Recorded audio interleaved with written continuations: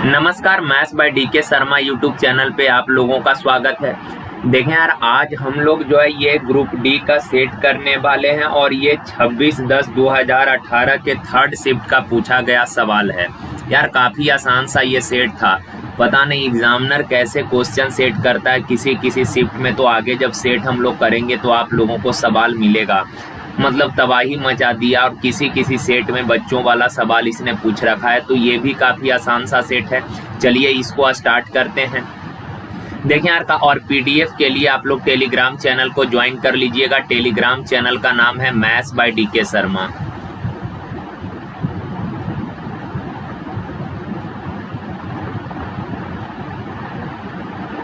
यहाँ पे आप लोगों का पीडीएफ मिल जाएगा। ओके,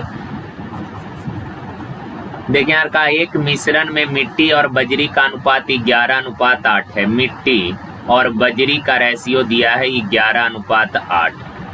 सेकेंड डाटा में कहा बजरी और सीमेंट का रेशियो, बजरी और सीमेंट का रेशियो है 6:7। सबसे पहले तो इस रेशियो को बैलेंस कर लीजिए। बैलेंस करने में तो आप लोगों को महारत हासिल है। 11 छक 66, 8 छक 48, 8 सते 56। सवाल बोला यार मिश्रण में मिट्टी और सीमेंट का अनुपात, तो मिट्टी है 66, सीमेंट है 56। अगर रेशियो ले लेंगे 66-56 का तो ब्रेक कर लीजिए। 2 से कटेगा 33 और 2 से ये कटेगा कितना 28। 33:28 ऑप्शन बी। देखें कहा त्रिभुज के दो कोण 70 डिग्री और 40 डिग्री है, तीसरा कोण ज्ञात करें। यार ये सब कोई सवाल है? कहा कि तीनों, आपको पता है त्रिभुज के तीनों कोणों का योग 180 डिग्री होता है। दो कोण दिया है तो तीनों कोणों के योग में से इन दोनों को जोड़कर घटा दीजिए। 70 40 कितना 110, तो 180 में से 110 गया, तीसरा कोण होगा कितना 70 डिग्री। Option number D. देखिए कहा निम्न आकृति में पिछले 5 वर्ष के दौरान एक छोटे घरेलू आधारित व्यवसाय की बिक्री का प्रतिशत में विवरण दिया गया है। इन 5 वर्षों में 20 लाख की आय हुई थी। तो सवाल कहा कि वर्ष 1 से वर्ष 5 की बिक्री में कितने प्रतिशत का अंतर है। देखें यार वर्ष 1 से वर्ष 5 के बिक्री में डिफरेंस इसने पूछा, तो वर्ष 1 में बिक्री हुआ है कितना 10% और वर्ष 5 में बिक्री हुआ है कितना 25%। तो 10 और 25 का डिफरेंस है कितने परसेंट का 15% का। रुपया में कितना, तो 20 लाख का 15%। परसेंट से 2 जीरो कैंसिल, 15 दूना 30, 30 पर कितना जीरो 4 जीरो चिपका दीजिए, तो ये हो गया कितना 3 लाख। Option number B. देखें कहा एक रेलगाड़ी 70 किलोमीटर पर आवर की सामान्य गति से चलती है। यह 24 मिनट में कितना डिस्टेंस ट्रेवल करेगा। आप सबको पता है दूरी बराबर होता है चाल गुना समय, और इसने चाल दिया है कितना 70 किलोमीटर पर आवर। समय है 24 मिनट, मिनट को आवर में लाइएगा, 60 से डिवाइड कर दीजिए। 0 से 0 कैंसिल, 6 चौक 24, 7 चौक 28। Option B. देखिए का नीचे दिया गया आरेख कक्षा में फुटबॉल, हॉकी और बास्केटबॉल खेलने वाले विद्यार्थियों की संख्या दर्शाता है। खेल एफ खेलने वाले विद्यार्थियों की कुल संख्या ज्ञात करना। खेल एफ, इस सर्कल को जरा गौर से देखिए, ये एफ खेलने वाले छात्रों के संख्या को रिप्रेजेंट कर रहा है। का एफ खेलने वाले छात्रों का कुल संख्या कितना, तो 9 + 12 + 15 + 13, इसको ऐड कर लीजिए यार। 9 2 11, 5 16, 3 19, 9 किसका इकाई स्थान है। Option D.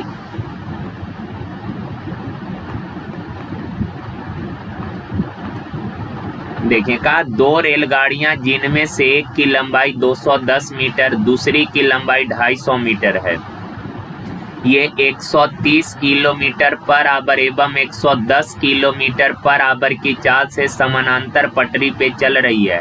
वे विपरीत दिशाओं में चल रही तो उनके द्वारा एक दूसरे को पूरी तरह से पार करने में कितना समय लगेगा। समय बोला तो आपको पता है समय बराबर दूरी बट्टा चाल होता है। दूरी कितना, दोनों रेलगाड़ी एक दूसरे को पार कर रही है, यानी कि दोनों के लंबाइयों का योग कितना है, टोटल डिस्टेंस 210 250 460 बट्टा में स्पीड अपोजिट डायरेक्शन है तो चाल जुटेगा 130 + 110 240। और एक चीज आप ध्यान में रखिएगा, किलोमीटर पर आवर को मीटर पर सेकंड में लाइएगा 5/18 से गुना। ओके ना। अब बस कैलकुलेशन कर लेना है, 1 0 से 1 0 कैंसिल हो जाएगा यार, आप लोग कैलकुलेशन खुद से कर लीजिएगा। ओके ना, चलिए आगे बढ़ते हैं।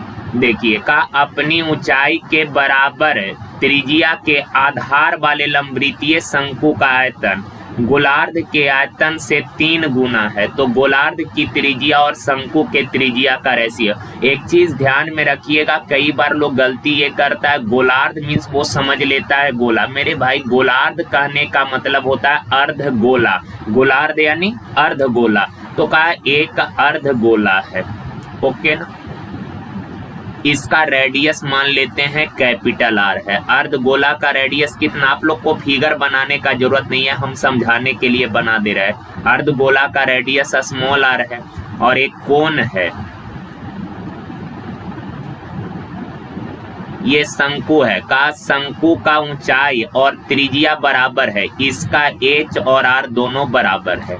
सवाल कहा कि शंकु का आयतन गोलार्ध के आयतन से 3 गुना, तो यार अर्ध गोला का आयतन होता कितना है, 2π/3 r³। ओके ना।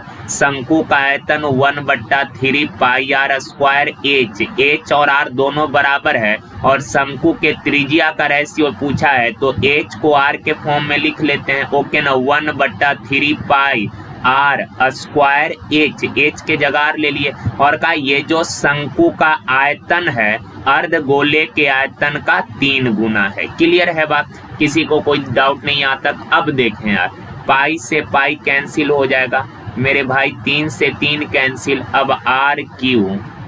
ओके, अब ये r² गुना r कितना, r³ बाएं साइड लेकर आइएगा तो बट्टा में हो जाएगा, दाएं साइड कितना 1, 2 नीचे आएगा तो 2 3 6।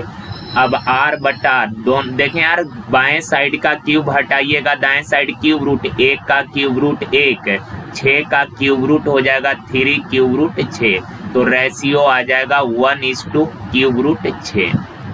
ओके, यहाँ पे ऑप्शन सी में उल्टा दे दिया है यार, ऑप्शन को सुधार कर लीजिएगा, 1:√6 होगा। या तो लैंग्वेज को सुधार कर लीजिए, यहाँ शंकु का त्रिज्या ऑप्शन के हिसाब से अगर चलेंगे तो ये गोलार्ध का नहीं, ये शंकु का त्रिज्या और ये शंकु के जगह यहाँ पे गोलार्ध कर लेना, या तो ऑप्शन को सुधार लीजिए यार, क्या बोलते हैं, लैंग्वेज को सुधार लीजिए। क्लियर है बात, चलिए आगे देखिए। का ABC is a right angle triangle in which angle A is equal to 90 degree. का एक त्रिभुज है ABC जिसमें कोण A 90 डिग्री है। कोण A जो है ये 90 डिग्री है, ये B है और ये C है। ओके, का AB 6 सेंटीमीटर है, AC 8 सेंटीमीटर है, तो 6 8 ट्रिपलेट पता ही है आप लोग को, 6 8 तो ये कितना हो जाएगा 10। कहा a circle with centre O, एक कहा एक वृत्त है जिसका सेंटर O है, इंस्क्राइब्ड इन द ट्रायंगल, जो त्रिभुज के अंदर है। देखें एक ये अंतःवृत्त की बात कर रहा है, तो कहा what is the perimeter of the circle, यानी सर्कल का परिमाप निकालना है। आप लोग को पहले भी हमने कई बार बताया इसी सेट में कि मेरे भाई राइट एंगल ट्रायंगल में अंतःवृत्त का जो रेडियस होता है ना, अंतःवृत्त का रेडियस होता है P + B - h/2। P है कितना 8, B कितना 6, H कितना 10/2, 8 6 14 में से 10 गया 4/2, यानी कि अंतःवृत्त का रेडियस आ गया 2। का वृत्त का पेरीमीटर यानी परिमाप क्या होगा, आप सबको पता है सर, परिमाप होता है 2πr, तो 2πr, r है कितना 2, तो 2 दूना 4π। Option number A. देखिए, का travelling at 57 kilometre per hour, कहा मानव reaches a place 3 minutes early. कहने का मतलब ये हुआ कि 57 किलोमीटर पर आवर के गति से चलने पर मानव अपने गंतव्य स्थान पर 3 मिनट पहले पहुंच जाता है। ओके ना। कहा इफ यानी यदि he travelled at 51 kilometre per hour he would have been 1 minute late. कहा अगर, ये सेकेंड स्टेटमेंट कहा कि यदि वह 51 किलोमीटर पर आवर के स्पीड से चलता है तो 1 मिनट लेट होता है। यहाँ पे बस 2 कंडीशन है। आपने पहले भी ऐसा सवाल किया होगा, पता नहीं यार, आधा इंग्लिश में आधा सवाल हिंदी में। कहा 57 किलोमीटर पर आवर के चाल से चलने पर 3 मिनट पहले पहुंचता है और 51 किलोमीटर पर आवर के गति से चलेगा तो 1 मिनट लेट हो जाएगा। कहा व्हाट इज द डिस्टेंस मानव है टू ट्रेवल। कहा कि दूरी बताना है। कल भी एक सवाल हमने आप लोगों को कराया था, कल वाला सेट में ऐसा ही सेम था। देखिए यार, मान लेते हैं इसको करने का 2 तरीका। एक तो अगर आपको फॉर्मूला याद है तो डायरेक्ट डिस्टेंस का फॉर्मूला होता है S1 इंटू S2 बट्टा S1 माइनस S2। 57 में से 51 गया 6 इंटू टाइम का डिफरेंस। पहले 3 मिनट ईयरली था, 3 मिनट पहले और 1 मिनट लेट। लेट ईयरली 2 चिन्ह है, लेट ईयरली 2 चिन्ह तो डिफरेंस जुटेगा 3 और 1 कितना 4। मिनट को आवर में लाइएगा, 60 से डिवाइड कर देना है। ओके, बस आप लोग कैलकुलेशन कर लीजिएगा, हो जाएगा। तो एक तो तरीका ये हो गया और एक तरीका ये है बेसिक की डिस्टेंस मान लेते हैं d kilometre. 57 kilometre per our के चाल से जाइएगा, समय लगेगा कितना, तो समय बराबर दूरी बट्टा चाल। यही d किलोमीटर दूरी यदि 51 के चाल से जाइएगा, समय लगेगा कितना, समय बराबर दूरी बट्टा चाल। और इन दोनों टाइम का जो डिफरेंस है, जो टाइम का डिफरेंस है वो 3 मिनट पहले और 1 मिनट लेट। लेट ईयरली 2 चिन्ह तो डिफरेंस जुटेगा 3 1 4। मिनट को आवर में लाइएगा, 60 से डिवाइड। तो जैसे भी आपको अच्छा लगे, जैसे भी आप करते हैं आप लोग कर लीजिएगा। ओके ना। चलिए देखिए, कहा एक दुकान में हर 18 सेकंड पर घंटी बजती है। ओके, दूसरी घंटी हर 60 सेकंड पे बजती है। 4 बजे दोनों घंटियां एक साथ बजी, का किस समय दोनों घंटी एक साथ दोबारा बजेगी। तो मेरे भाई, पहला घंटी हर 18 सेकंड के अंतराल पर बजती है, दूसरी घंटी हर 60 सेकंड के अंतराल पर बजती है। तो 18 60 का एलसीएम कितना हो जाएगा, 180 सेकंड, यानी कि 180 सेकंड अर्थात कितना, 3 मिनट। कहने का मतलब ये हुआ कि हर 3 मिनट के बाद ये दोनों घंटियां एक साथ बजेगी। हर 3 मिनट के बाद दोनों घंटी एक साथ बजेगी। यदि 4 बजे एक साथ बजी थी तो अगली बार 3 मिनट बाद पुनः एक साथ बजेगी, यानी 4:03 पर एक साथ बजेगी। 4 3 ऑप्शन ए।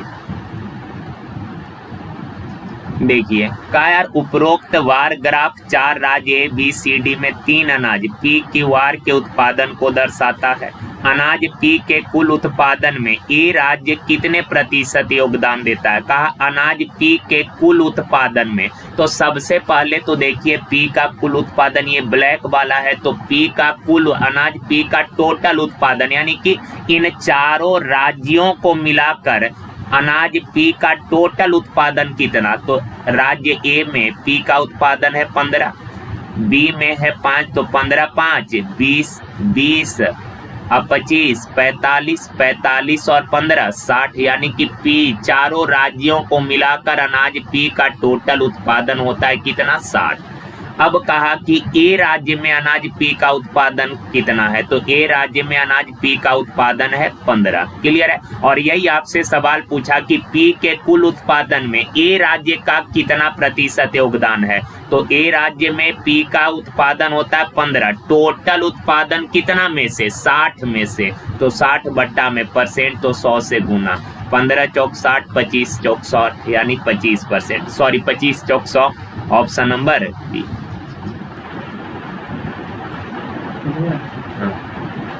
देखो, कहा कि 73 से 1/2 मीटर लंबे तार को 28 इक्वल पार्टों में डिवाइड किया, प्रत्येक टुकड़े का लंबाई।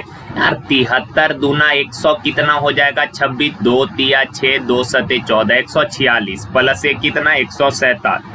बट्टा 2 का 147/2 मीटर लंबा एक तार है। इसको 28 इक्वल पार्ट में डिवाइड किया जाता है, प्रत्येक टुकड़े का लंबाई। तो 28 से डिवाइड कर दीजिए यार, 28 इक्वल पार्ट में डिवाइड किया है, 28 से डिवाइड कर दीजिएगा, प्रत्येक टुकड़ा का लंबाई आ जाएगा आपको। देखिए काट लेते हैं, 7 चौक 28, 7 दूना 14, 7 एकम 7। अब 21, ये 2 नीचे आ जाएगा, 2 नीचे आएगा तो 4 दूना 8, 8 दूना 16, 5 21, 2 सही 5/8 ऑप्शन ए।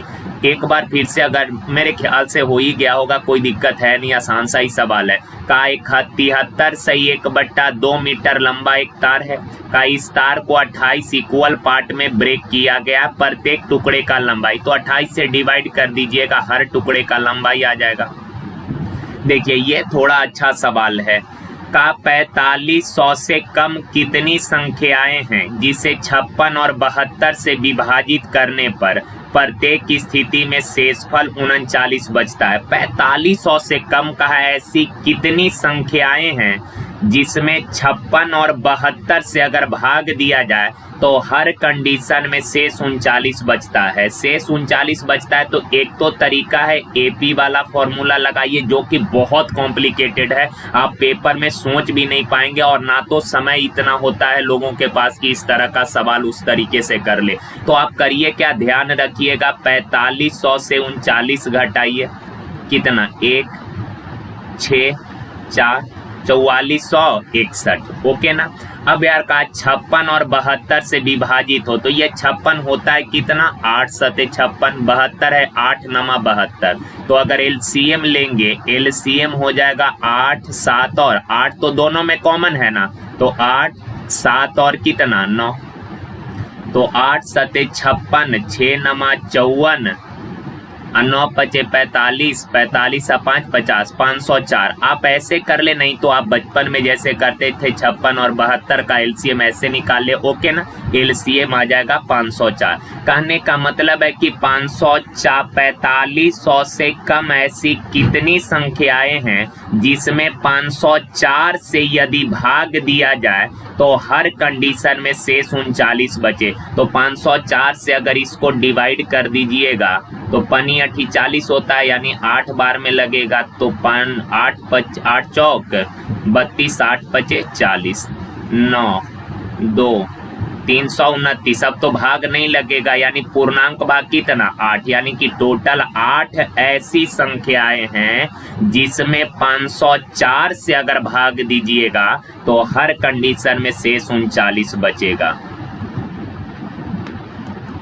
देखिए का स्वप्न, जानवी और ऋषि ने आपस में केक बांटा। स्वप्न के हिस्से में इसका 5/36 भाग, स्वप्न के हिस्से में 5/36 भाग आया, ऋषि के हिस्से में 3/4 भाग और बाकी भाग जानवी को मिला तो जानवी का हिस्सा बोला। तो इन दोनों को जोड़ लीजिए, 36, 4 का एलसीएम 36, तो ये 5, 4 नमा 9 तिया 27, तो 27 आ 5 32/36 काट लीजिए, कितना हो जाएगा 4 8 32, 4 नमा 36, 8/9, 8/9 यार, 9/8/9 कहने का मतलब टोटल केक है 9 यूनिट, जिसमें से 8 स्वप्न और ऋषि को मिल गया है। तो जानवी के लिए शेष बचा कितना, शेष 1/9। क्लियर है बात, ऑप्शन नंबर बी। और एक तरीका पता है यार इसको करने का, ये भी है कि जब भी डाटा फ्रैक्शन में देना तो आप नीचे वाले का एलसीएम टोटल हिस्सा मान लीजिए, यानी कि टोटल केक है 36, 4 का एलसीएम कितना 36 है,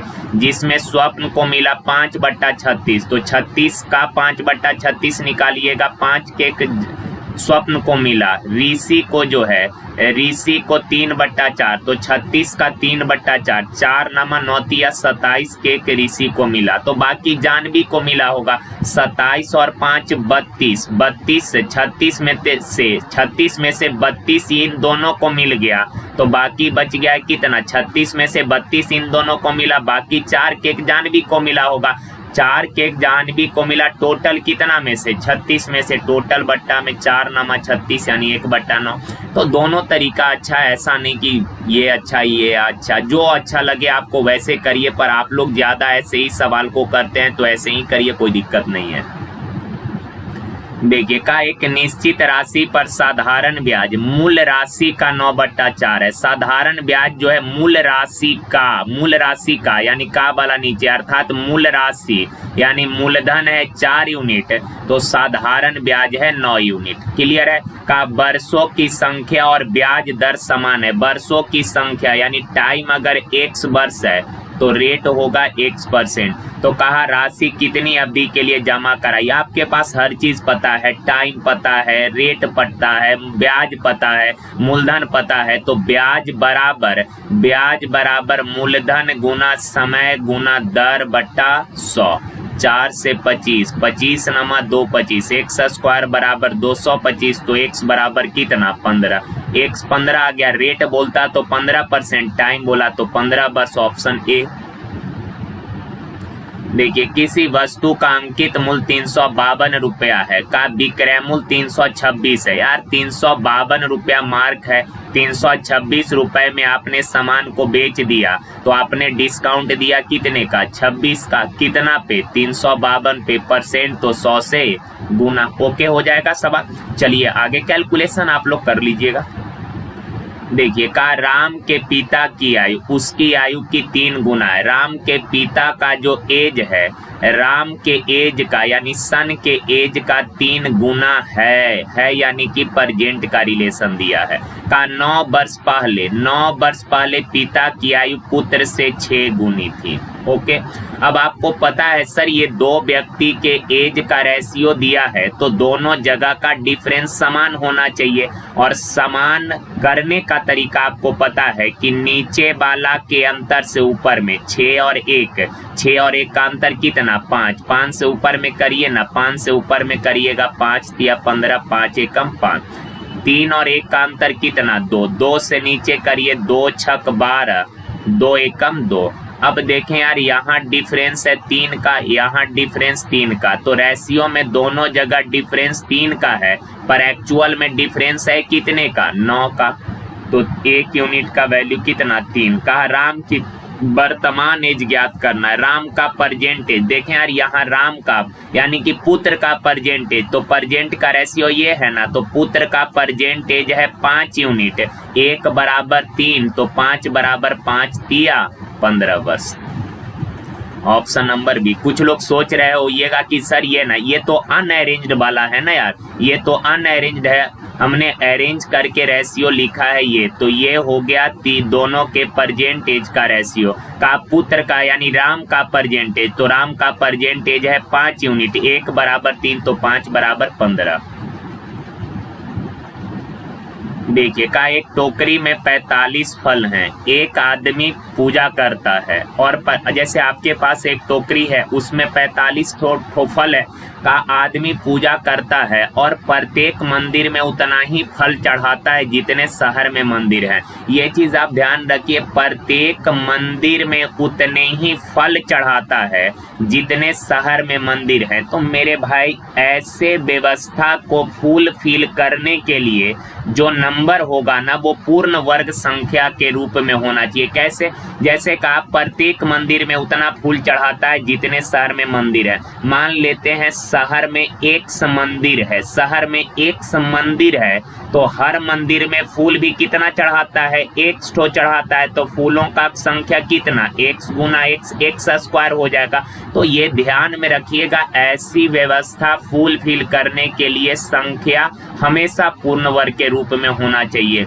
कहा कि प्रत्येक मंदिर में उतना फूल चढ़ाता है जितने शहर में मंदिर है। ऐसा करने के लिए उससे फलों की 5 टोकरी की आवश्यकता होती है। आप बताएं, एक टोकरी जो आपके पास है उसमें 45 फल है, एक टोकरी में 45 फल है तो 5 टोकरी को मिलाकर टोटल फल हो गए कितना 225 का। शहर में मंदिर का संख्या इसका वर्गमूल निकाल लीजिए, 225 का वर्गमूल कितना 15, यानी कि शहर में 15 मंदिर है। देखिए का 26 182 का एलसीएम 338 है तो एचसीएफ आपको पता है जब भी दो संख्या और उसका एलसीएम एचसीएफ पता हो तो रिलेशन होता है एलसीएम गुना एचसीएफ बराबर फर्स्ट नंबर गुना सेकेंड नंबर। ओके ना, तो यहाँ से कैलकुलेशन कर लीजिएगा एचसीएफ आ जाएगा। देखिए कहा ऐसे सबसे लंबे खंबे की लंबाई ज्ञात करें जिसे 6 मीटर लंबा, 6 मीटर चौड़ा और 6 मीटर ऊंचे कमरे में रखा जा सकता है। देखें यार, कमरे का लंबाई, चौड़ाई और ऊंचाई दिया है, इसका मतलब कमरा घनाभ का है। तो कमरे में रखे जा सकने वाले अधिकतम लंबाई का छड़ वही होगा जो कमरा के विकर्णतः रखा जाएगा। और आपको पता है घनाभ का जो विकर्ण होता है वो क्या होता है, √(L² + B² + H²। तो √(L²) 36, B² 6 का स्क्वायर 36, H 36, 36 दिया कितना हो जाएगा, 108 हो जाएगा। ओके ना, 36 का वर्गमूल 6√3, ऑप्शन नंबर ए। कुछ लोग सोच रहे होइएगा कि सर 36 गुना 3 कैसे कर दिए, तो मेरे भाई 36 + 36 3 बार ऐड करना है, तो 3 बार ऐड करिए या 36 गुना 3 लिख लीजिए, बात तो एक ही है ना, काम आसान हो जाएगा। 36 का वर्गमूल कितना, 6 और 3 का वर्गमूल √3। देखिए कहा राधा और सुधा के वेतन का अनुपात 6:7 है। प्रत्येक ने कहा वेतन का 3000 रुपया बढ़ जाता है, कहा प्रत्येक के वेतन में 3000 का वृद्धि होता है, तो अब रेशियो 8:9 हो जाता है। सुधा का वेतन, देखिए यार प्रत्येक के वेतन में इक्वल वृद्धि हुआ है 3000 का, तो रेशियो में भी इक्वल वृद्धि होना चाहिए। पहले 6 था, अब 8 हो गया, 2 बढ़ा, 7 था, 9 हो गया, 2 बढ़ा, यानी रेशियो में 2 का वृद्धि, पर एक्चुअल में 3000 का वृद्धि हुआ। 2 यूनिट 3000, तो 1 यूनिट कितना, 1500 का सुधा का वेतन। सुधा का वेतन है 7, ओरिजिनल वेतन, ओरिजिनल वृद्धि से पहले सुधा का ओरिजिनल वेतन है कितना, 7 यूनिट। 1 बराबर 1500, तो 7 बराबर कितना, 0, 7 × 5 = 35, 3 10, 10,500, ऑप्शन बी। देखिए का दिए गए वेन आरेख में कॉलेज के 77 छात्रों के समूह की खेल प्राथमिकताओं का प्रतिनिधित्व दिया गया। 3 खेल A, B और C है। का कितने छात्र C और B खेल खेलना पसंद करते हैं परंतु B नहीं, यानी C और B गेम खेलने वाले छात्रों का संख्या बोला, B का नहीं बोला, तो B को इग्नोर करिए, ये B सर्कल है, तो B गेम खेलने वाले का संख्या नहीं बोला, तो ये खत्म हो गया। का A और C खेलने वाले छात्रों का संख्या, तो A खेलने वाले 13 छात्र, C खेलने वाले 10, तो 13 और 10 23, ऑप्शन ए। देखिए का 10 मीटर की एक सीढ़ी को जमीन से 6 मीटर के ऊंचाई पर एक खिड़की तक पहुंचाने के लिए दीवार के साथ लगाया गया। ये एक जमीन, ये धरातल है, ओके ना। का यहाँ से 6 मीटर ऊंचाई पर एक खिड़की है। आपने ताक झांक करने के लिए एक 10 मीटर ऊंचाई, ये 6 मीटर ऊंचाई पे खिड़की है, आपने एक 10 मीटर लंबा जो है सीढ़ी लगा दिया है। सवाल का सीढ़ी का निचला सिरा, ये वाला निचला सिरा, दीवार के बीच का दूरी, निचला सिरा और दीवार के बीच का दूरी ये निकालना है। तो मेरे भाई काफी आसान है यार, ये राइट एंगल ट्रायंगल है, ट्रिपलेट 6, 8 और ये कितना 10, 6, 8 है 10, ऑप्शन नंबर डी। ओहो, बेस जैसे जिन लोगों को नहीं याद है, आपको पता है ये बेस क्या, आधार क्या होगा, कर्ण स्क्वायर माइनस लंब स्क्वायर, 100 में से 36 जाएगा 64, 64 का वर्गमूल 8। और ऐसे भी ये सब ट्रिपलेट बेसिक है मेरे भाई, याद कर लीजिएगा। देखें का आम के मूल्य में 20% कमी के बाद एक व्यक्ति 15 रुपया में 12 आम अधिक खरीदता है, तो कमी से पहले आम का मूल्य निकालना है। कहा कि मूल्य 20% कम हो गया, 20% का फ्रैक्शन, 20% का फ्रैक्शन 1/5, यानी ओरिजिनल प्राइस है 5 यूनिट, अब 1 कम होकर नया प्राइस हो गया 4। और आपको पता है प्राइस और क्वांटिटी एक दूसरे का इनवर्स, प्राइस का रेशियो 5:4, तो क्वांटिटी का 4:5, यानी पहले 4 केजी आम लेकर आते थे, आज 5 केजी लेकर आए, कितना ज्यादा लेकर आए 1, पर एक्चुअल में दिया है 12, 1 बराबर 12 का कमी से पहले, यानी ओरिजिनल वाला, ये कमी से पहले अर्थात ओरिजिनल रेट पूछा, तो 1 यूनिट का वैल्यू 12, तो पहले 4 यूनिट आम लाते थे, 1 यूनिट 12, तो 4 यूनिट कितना 48 केजी। कहा कि 15 रुपया में 48 केजी आम आता था। क्या है यार, 15 रुपया में 12 आम अधिक खरीदने से कमी से पहले आमों का मूल्य कितना था। पैसा दिया है तो देखें यार, ये 15 रुपया है, रुपया को पैसा में लाइएगा तो ये 1500 पैसा हो जाएगा। तो 1500 रुपए पैसे में आप, केजी में नहीं, आम है, 1500 पैसे में आप 48 आम लेकर आते थे। तो आम का रेट कितना है, टोटल प्राइस में क्वांटिटी से डिवाइड कर दीजिए, एक आम का कीमत आ जाएगा। आप लोग डिवाइड कर लीजिएगा, ओके ना। चलें आगे।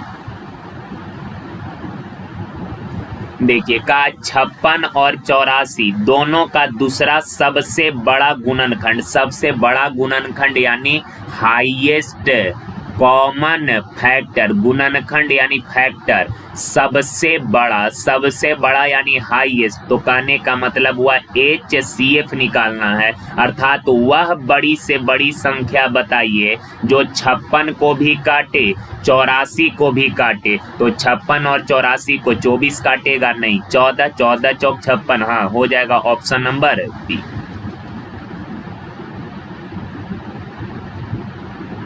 देखिए कहा x का न्यूनतम मान जो 65/x - 14 को एक पूर्णांक बनाता है। पूर्णांक कहने का मतलब इंटीजर, पूर्णांक यानी इंटीजर। पूर्णांक कहने का मतलब वैसा संख्या जिसको आप फ्रैक्शन के फॉर्म में नहीं लिख सकते।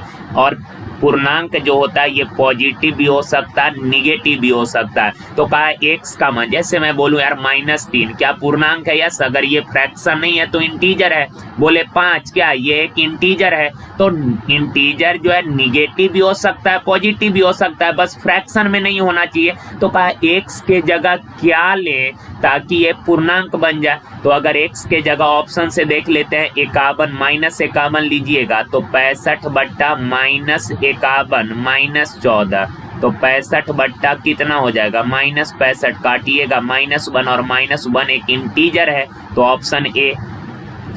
बी देख लीजिए यार, बी को भी देख लीजिए, चेक कर लीजिए। 65/79 में से 14 गया तो ये 65 कितना, 65, ये भी एक आ गया, ये इंटीजर है ये भी, यानी 79 लेने पर भी इंटीजर आ रहा है। x का वैल्यू 79 लीजिएगा तो भी रिजल्ट जो आएगा वो इंटीजर होगा। -51 लीजिएगा वो भी जो रिजल्ट आएगा इंटीजर होगा। लेकिन कहा x का न्यूनतम मान, तो आप बताइए -51 छोटा है या 79 छोटा है? तो आप बोलेंगे -51 छोटा है, और छोटा वैल्यू पूछा। ऐसे तो -51 लेने पे इंटीजर आ रहा, 79 लेने पे भी इंटीजर आ रहा, पर x का न्यूनतम मान पूछा और न्यूनतम मान है -51। ओके ना। चलिए आज के लिए यहीं तक मेरे भाई, थैंक यू यार, धन्यवाद, थैंक यू।